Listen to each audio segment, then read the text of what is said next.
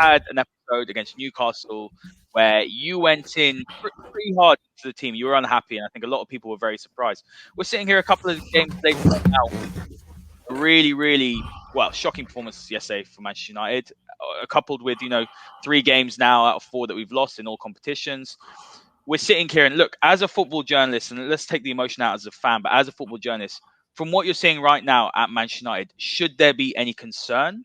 And should there be valid questions about Ole Gunnar Solskjaer and how he is managing this team? Okay, if I was looking at a club that wasn't Manchester United and wasn't the club that I support, would I be concerned just looking at it from a football aspect? The answer to that is yes. Now, obviously, I've seen a lot of the content made in the last 24 hours. There's lots of fan channels jumping on the Ole out bandwagon. There's obviously also a contingent of people on social media who are very Ole in. But what I'll say is that this show is not Ole out and it isn't Ole in. This is Ole sort it out, because the responsibility of this manager is to make sure that the team plays good football, but also is tactically set up, is aware and knows what its job is for every match, whether that be the Premier League, the League Cup, whether that be the Champions League. Ole Gunnar Solskjaer's job is to make sure these things roll like clockwork. And you almost have to not notice him, not notice his tactics, not notice what he says. He's quite a demure bloke anyway in public. So am I concerned? Yes, I am concerned, because I don't think we've seen a good performance since Leeds. They beat Leeds United 5-1. It was a good performance in terms of the result. That wasn't perfect, but if you win 5-1, no one's complaining.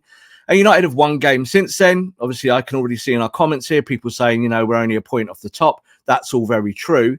But what I will say is this: is that the league table does not matter at this point in the season. What matters is accumulating results, but also improving your performances. What we're seeing is that United were doing okay with their results, but when you see the bad stuff, that makes you worry that performances will go on the decline. And here we are now 8 games into a season, and the decline is continuing game by game by game. So when we do our pre-production for this show, just so it's a lot of you guys know, me and Haider talk about all the facts of what's going to happen and what we want to talk about and why we want to talk about it in a certain way that we do. And when we constructed this show, it's quite clear that there are tactical problems going on at Manchester United. So we're going to address them today, because the truth of the matter is that if Ole does not sort it out, hashtag, then Ole Gunnar Solskjaer will not be at Manchester United very long. It doesn't matter what goal he scored in '99. It doesn't matter what contract he's on. It doesn't matter if the Glazers like him or do not like him. These performances are septic. They're getting worse. He's got a fantastic squad compared to what he's had over the years. And what we're seeing is that the communication's getting worse. The performances are getting worse. And Manchester United, unfortunately, are getting worse. I think that's a great point. We have got a comment here saying, we are, 1 point off the top. We're still in contention, but it's the performances that are an issue. As you said, Rob, we're declining as the games go on. And I'm just going to talk to you guys about what the schedule is today, so you understand, what we're going to be talking about. This is not Ole in, Ole out. I don't want to have that discussion. It's just that we want Ole to be better. We want the team to be better. There's a lot of quality in the squad. There's things that aren't working. So we are going to talk about the game. We're going to talk about what's going wrong for Manchester United. We're going to talk about Bruno and Ronaldo. We're going to talk about Ronaldo specifically today in terms of, what his arrival has done for the attack. We're going to talk about Maguire's regression next to Varane as well. We'll talk about tempo issues, McFred's scapegoatism as well. That's something that we're seeing on Twitter. This isn't a simple fix of buying a defensive midfielder and suddenly we're better, because that's not what we're seeing at the moment.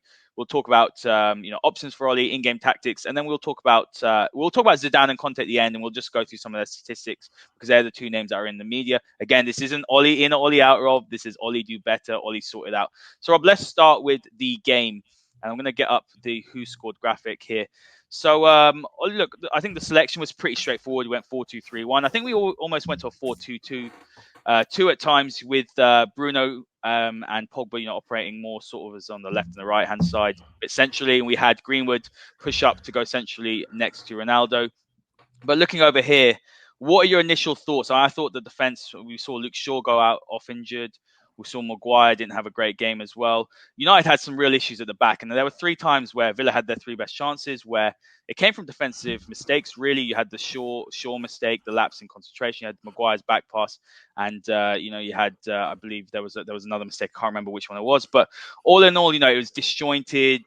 United played into Villa's sort of game plan of wanting to keep it open. We didn't keep it tight, and unfortunately, Manchester United lost. And with Bruno's miss, that would have papered over the cracks. It was just not a good performance, and it's not just this week that's been a problem. It's been the last 3-4 games where United have just not been up to scratch in terms of performances, and they're getting what they deserve, to be honest, Rob. They are, and what we're seeing is that we're seeing issues that are both historical in some points and also new.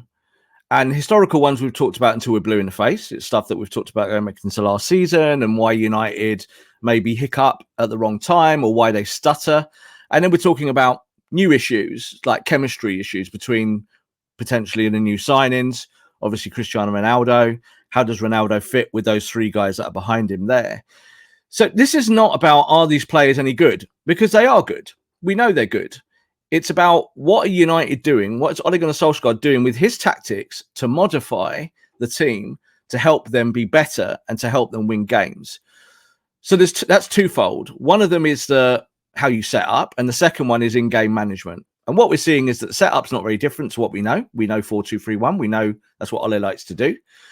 But the in-game management is so erratic and sometimes either way too slow in how Ole executes ideas, or it's the opposite. He's kind of feels like he's rushing into stuff and doing it within a minute's thought. So when you look at the game yesterday, and we'll start off with yesterday's game, because obviously this is what this masterclass is initially about. But obviously, we're going to go into a lot more things than just this match. With the setup there with 4-2-3-1, Aston Villa came along and said, we're going to play a low block. Well, lo and behold, what a surprise that is. A team comes to Old Trafford and plays a low block. 3 at the back, 5 in front, 2 at the top. Obviously, that 5 dropping very, very deep, making it difficult for Manchester United to operate. Now, we know that Man United have had problems over many, many years with playing the low block. We've played counter-attack for many years to kind of discourage teams to do that, to get them to come onto us. But when you've got Ronaldo up top and you've got someone like Bruno Fernandes in there, you're not going to have a system that only lets you play counter-attack. You're going to have to play some actual football. So that's down to the players. But you have to help the players. You have to find systems that make them tick. And this Manchester United system is incredibly stagnant. The back 4 have regressed for me. I think, you said it at the top of the show, don't want to kind of give our cards away too early, but Harry Maguire has regressed in terms of his ball carrying, 100%. I think the fullbacks are suffering a little bit. I think Wan-Bissaka is in a world of pain at times. He doesn't really know whether to stick or twist. And then you look at that front 4, Pogba, Fernandes, Greenwood and Ronaldo. On paper, that's probably one of the best front 4s in the world. But I tell you what, if you put them on a local park here, they wouldn't be able to find each other at all because they just haven't got their spacing correct. They look like strangers and they've all got their own little game plan in their heads about what they want to do.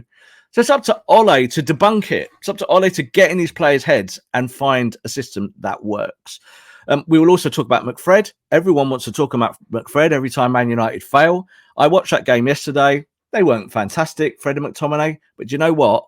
Being in the stadium and watching their movement, at some points, they were the only 2 fighting against McGinn in the middle there. They were only 2 actually really trying to win the ball back for the guys that are supposed to win you the football match.